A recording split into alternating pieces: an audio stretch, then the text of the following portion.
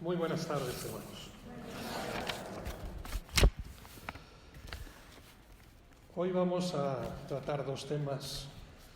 Fundamentalmente la reflexión semanal que hacemos del Evangelio, hoy muy particular, y aprovechando también la coyuntura temporal, vamos a hablar un poquito de lo que hoy se celebra en el mundo, por lo menos en el mundo cristiano, aunque no sé si esto es lo más apropiado decirlo, el mundo cristiano o el mundo pagano, los carnavales. Claro que a lo mejor lo del Super Bowl ha puesto en un segundo plano el carnaval, pero vamos a hablar después un poquito de él y de lo que significa. Es curioso porque en estos 3 párrafos del final del capítulo 1 de San Marcos, algunos exegetas han hablado de un folio extraviado, es decir, no conservamos en su originalidad el texto de Marcos. O, por decirlo de otra manera, como dicen los italianos, traduttore traditore, el que traduce traiciona. Porque, como ya me han escuchado otras veces, nos hemos preocupado tanto en licuar un poquito el Evangelio para que no suene tan duro, que al final hemos pervertido el sentido original de las palabras. Vamos a analizar los versículos que acabamos de escuchar para ver la profundidad. Primero, si se han dado cuenta en estas semanas pasadas, todos los acontecimientos que va narrando el evangelista estaban datados, es decir, estaban localizados. La sinagoga de Nazaret, la sinagoga de Cafarnaúm, la casa de la suegra de Pedro, Genesaret, ¿no? Todo estaba precisamente localizado. Y llega este pasaje y resulta que no aparece la localización. Hay una curación de un leproso, igual que antes había habido otras curaciones, sabíamos dónde habían sucedido, pero no aparece el lugar en el que este leproso es curado. Y creo que esa falta de indicación geográfica ya es un indicativo por parte de Marcos de que Jesucristo ha venido precisamente a abolir todo tipo de fronteras. Todo tipo de fronteras.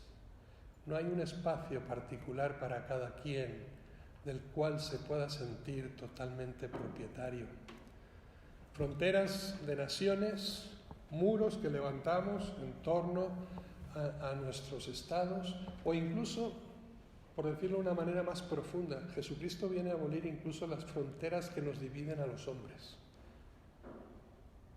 Incluso entre nosotros hay tantas y tantas fronteras. Y el primer detalle que yo creo que es significativo, si nos fijamos en ese detalle simplemente de la no localización, es que Jesucristo viene precisamente a todos y para todos, sin territorialidad. La lepra, en este sentido, el leproso, es el excluido de la comunidad.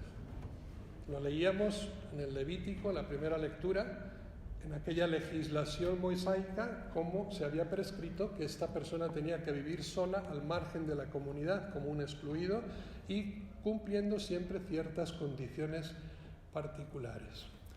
Es verdad que la exclusión que señala el Evangelio es muy típica simplemente por motivos higiénicos o por motivos médicos, pero aparte la ley lo consideraba un herido de Dios, un pecador. La lepra era el símbolo de la maldición por parte del Señor. En el Levítico leemos cómo tenía que ir con los vestidos rasgados, con la cabeza desgreñada y descubierta y gritando permanentemente: soy impuro, contamino. Primer detalle, por tanto, que nosotros debemos de actualizar. Y yo les invito a que hagamos un examen profundo desde nuestra fe, desde nuestra conciencia cristiana, dónde marcamos los límites y quiénes son las personas que excluimos de nuestra vida. Recuerden, si te vas a presentar tu ofrenda en el altar, como hemos venido todos esta mañana aquí, y recuerdas que tu hermano tiene algo contra ti, deja la ofrenda, ve a reconciliarte, ponte en paz con tu hermano y luego puedes venir con tranquilidad de conciencia a presentar tu ofrenda en el altar. Pero si hemos marcado esa diferencia, no somos dignos del Señor. Esto es lo que nos dice el Evangelio, claramente.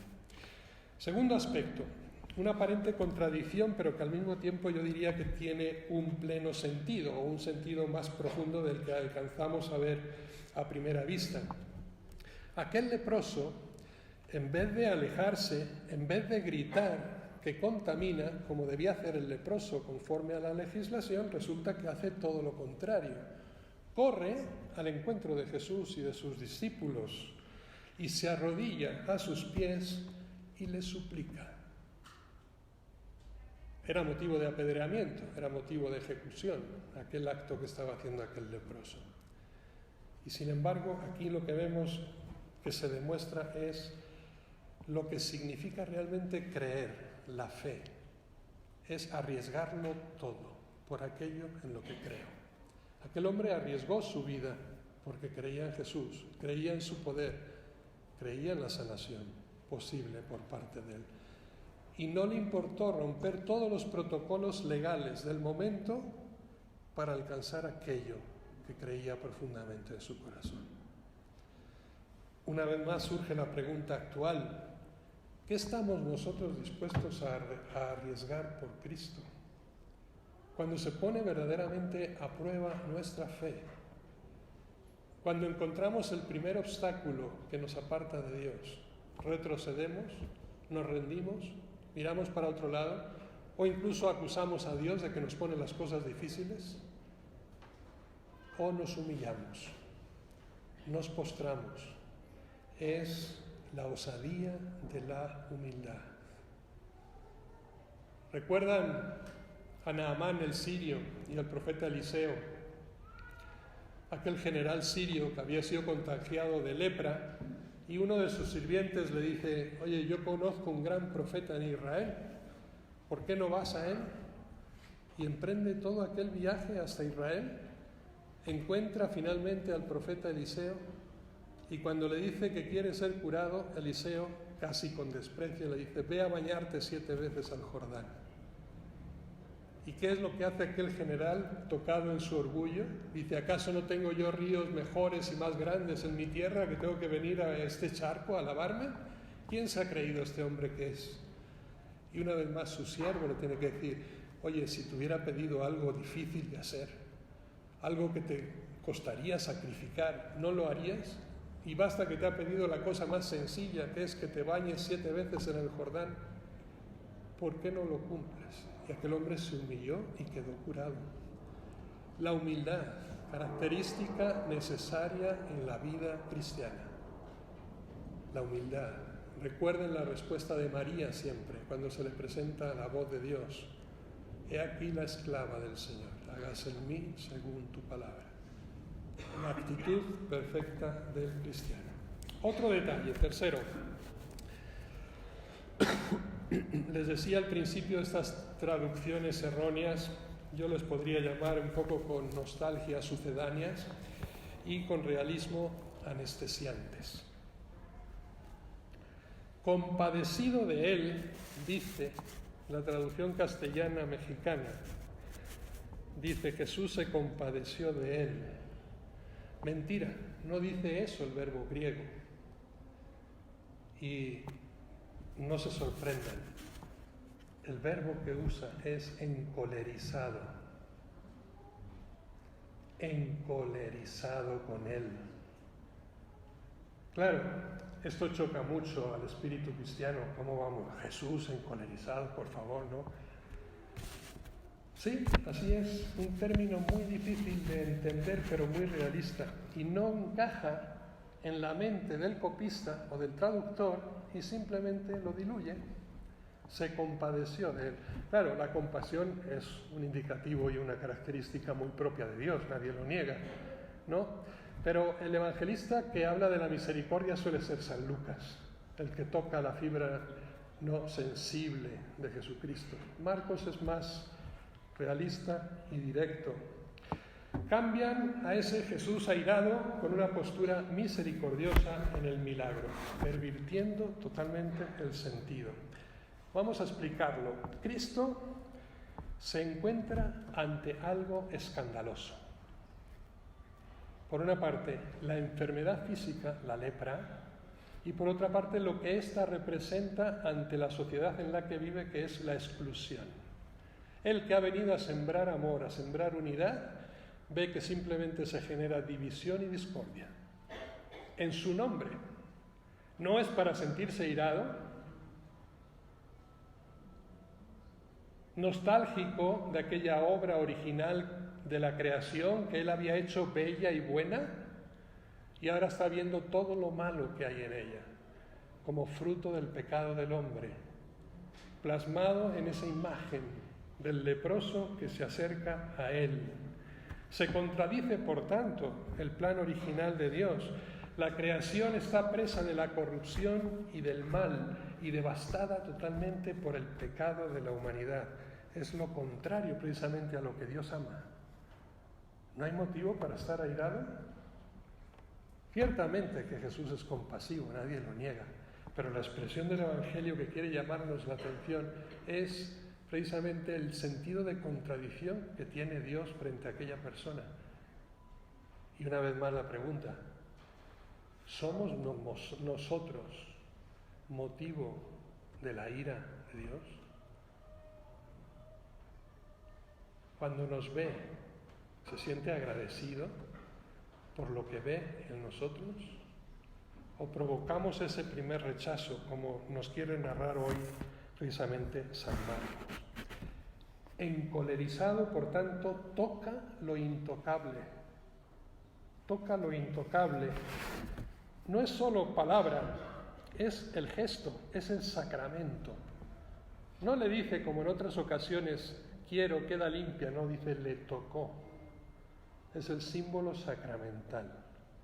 Jesucristo, que ha venido precisamente a curar al enfermo, a llamar al pecador, a romper todas esas separaciones y fronteras que nosotros hemos ido diseñando con el paso del tiempo. Tocar expresa, por tanto, ese contacto humano restablecido de quien debía ser echado fuera y excluido. Jesucristo restablece el orden, una vez más, con aquella mano. En vez de ser contaminado con la lepra, le comunica santidad y salud al leproso. Cuarto, expresión sorprendente. Una vez más, la traducción nos traiciona. Lo empujó afuera, dice el texto que acabamos de escuchar, al despedirlo. Qué bonito, ¿no? Al despedirlo. No, el texto original dice lo empujó afuera. Es el mismo verbo que utiliza San Marcos para cuando expulsa al demonio de la persona. Lo empuja afuera, lo saca afuera. Y es el mismo verbo que usa aquí como una supuesta despedida. Lo echó afuera. Perdón. ¿Cómo conjugar, por tanto, ese tocar, esa imposición de manos, esa santificación de la persona con esa despedida, con esa expulsión? Apenas restablecido el contacto precisamente con la persona, Cristo lo rompe bruscamente y lo separa.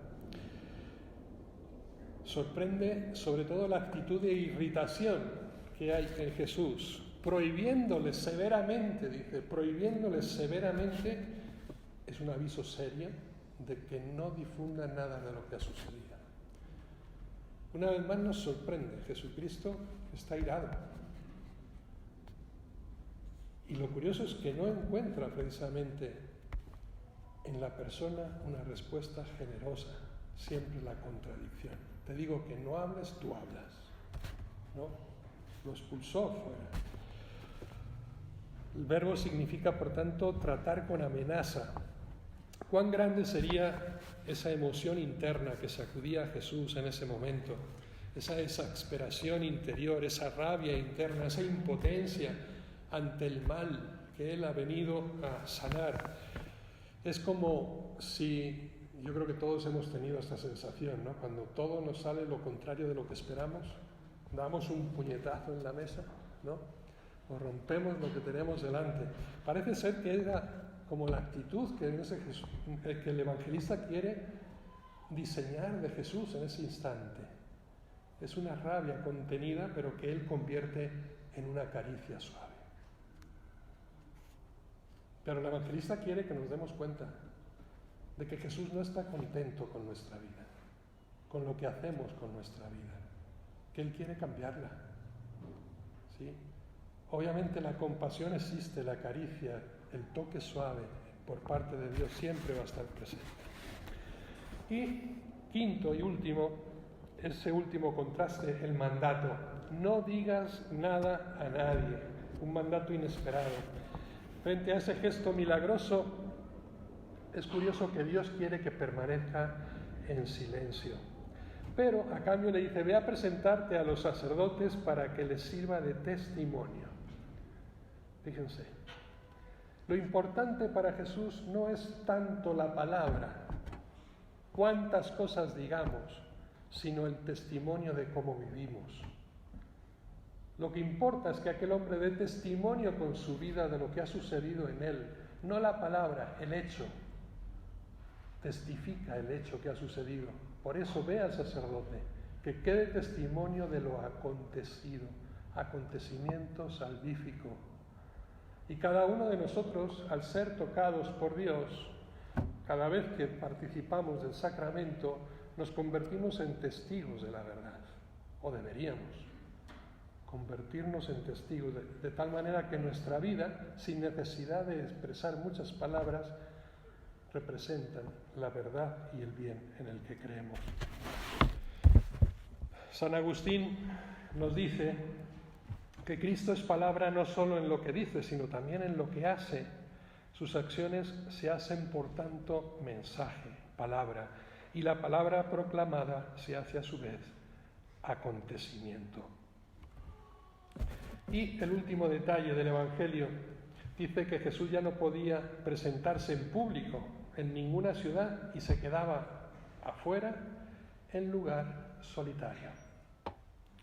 Curioso, se han cambiado las tornas, se han intercambiado los papeles. El excluido ahora es Cristo, por querer acoger a los excluidos. El que es echado fuera es Él. Y no le importa. Y es curioso porque aquel que quiere seguirle tiene que ir a su encuentro en ese lugar de exclusión, en ese lugar de silencio, en ese lugar de soledad. Cristo se convierte ahora en la persona segregada y acudían a Él de todas partes. El marginado se transforma en el punto del encuentro, en el punto de reunión. Sinodalidad, la palabra quizá más fuerte que hemos escuchado a lo largo del año que termina y que vamos a seguir escuchando en esta segunda parte del sínodo en Roma y en el mundo entero. Sinodalidad significa caminar juntos. Caminar juntos. Y eso es lo que Jesucristo nos está enseñando hoy. Dice Benedicto XVI, en Deus Caritas Est, que no se empieza a ser cristiano por una idea, por una decisión ética, sino por el encuentro con un acontecimiento, con una persona, que es Cristo. Encuentro. Sinodalidad, encuentro, diálogo. Condiciones necesarias para la vida cristiana. Y nos encontramos afuera. Es decir, somos invitados a salir fuera. Iglesia en salida, Papa Francisco, ¿sí? Evangelii Gaudium. ¿Cuánto deseo una iglesia? ¿No? Prefiero una iglesia, dice, con los pies manchados y herida por salir a la calle, antes que asegurada en sus propias garantías, seguridades.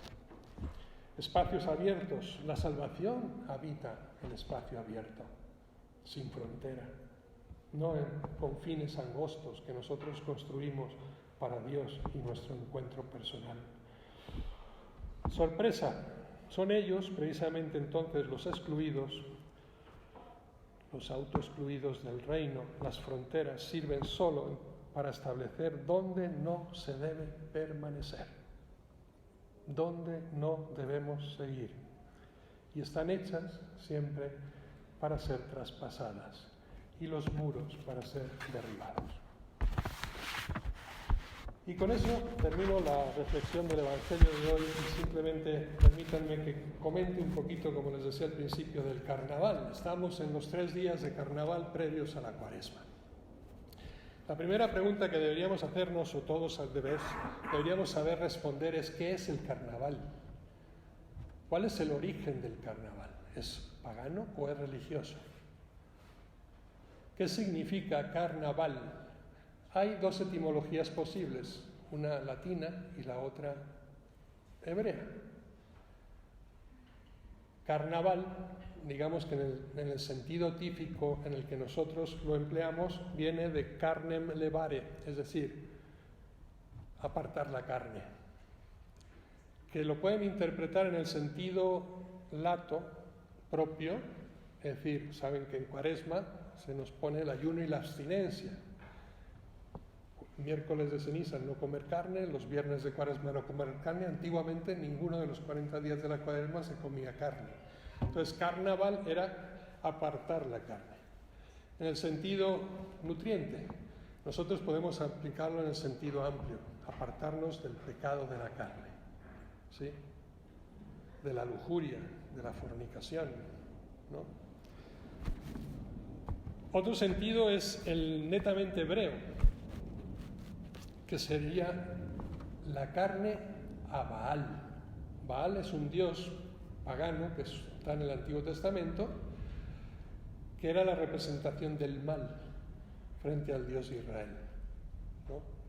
La carne al mal, es decir, es la entrega del cuerpo de las pasiones temporales al Dios falso, es decir, al demonio.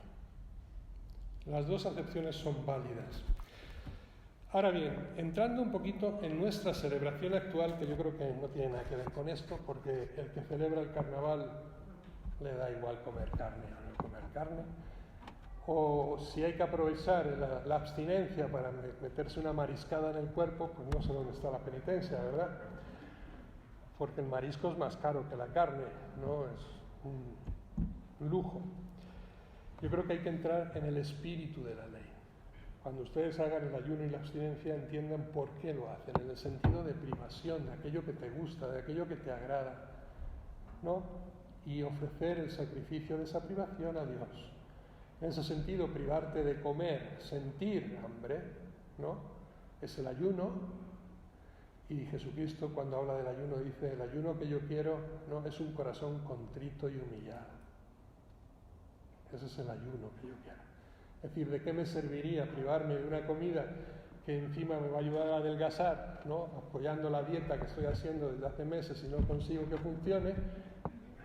Porque eso sería más bien una actitud egoísta, más que privativa, ¿no?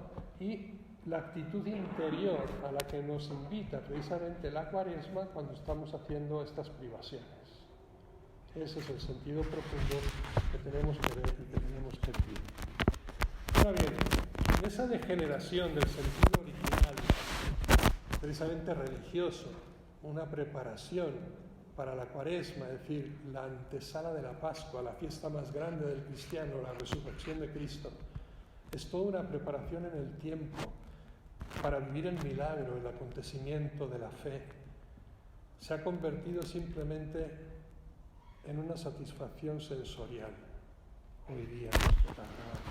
Y lo peor es que cuando vemos, yo aquí no lo he visto vivir mucho en México, no sé si en algún lugar particular se hará, pero cuando yo estaba en Sudamérica era espectacular el carnaval. Y en España igual, con sus chirigotas y sus fantasías y todo, ¿no?, especialmente en las Canarias, en el sur de España, ¿sí? Lo preocupante de todo esto es la frivolidad, yo diría, la frivolidad grotesca y la degeneración del carnaval. ¿En qué lo hemos convertido? Y que se extiende a veces a toda la vida. Uno va a Brasil y son 6 meses de carnaval. Imagínense qué preparación para la Pascua, ¿no? Se están preparando para el carnaval del año siguiente ya, cuando acaba el primero. Algo específico del carnaval es el disfraz, es la máscara. Y no es un juego, sino un estilo de vida. Cuidado, se puede convertir en estilo de vida. esa buena imagen que quiero dar, pero que no poseo, pero la finjo a través de esa máscara, y representar un personaje que realmente no soy, de ficción, quien me gustaría ser, pero no lo alcanzo. Una pérdida total de identidad. Y esto acompañado de una ridiculización cada vez más propagada de lo sagrado, de lo espiritual. Se parodia la espiritualidad cristiana. Se ironiza con el personaje de Jesucristo y de la Iglesia. Se invierten, por tanto, totalmente los valores para hacer de lo religioso simplemente una mascarada. Se rompen, por tanto, todos los límites morales y todas las barreras censurables. Todo en aras del hedonismo. Del hedonismo, el valor supremo de nuestra cultura actual. Se desaparece todo esfuerzo que es precisamente el sentido cristiano de superación, de austeridad, de disciplina. Esos serían los valores que deberíamos de cultivar. En cambio, es la hora del culto al deseo desenfrenado, en el que puedes satisfacer todo lo que quieras. Hubo una época incluso, yo me acuerdo en la dictadura de Franco en España, se llegaron a prohibir las máscaras en carnaval, porque se utilizaba este periodo para, bajo una máscara, es decir, sin que tuvieras una identidad, aprovechar a las venganzas personales e incluso a los asesinatos. Culto al deseo, placer inmediato, disfruta todo y en el momento, excitación permanente, sexo a la carta, dejar seguir los impulsos de los sentidos. Conclusión. Creo que lo lamentable es que cuando el carnaval deja de ser una fiesta y una fiesta religiosa para convertirse, ¿no?, en un estilo de vida pagano, la persona, la dignidad de la persona se disuelve, la existencia se vacía y el ser humano se envilece. La vida se convierte en una orgía repetitiva, perdiendo su sentido original. La violación permanente de toda regla, la vacía de significado, y la persona travestida, disfrazada de mil máscaras, olvida su verdadero rostro, imagen y semejanza de Dios. Del carnaval no nace el hombre nuevo y esperado de la Pascua, más bien todo lo contrario, un ser triste, cansado, aburrido y depravado. Quizá esa sea la lepra actual que está atacando a nuestra sociedad. Así que vivamos con dignidad también nuestro carnaval y aprovechemos nuestra cuaresma. Que así sea.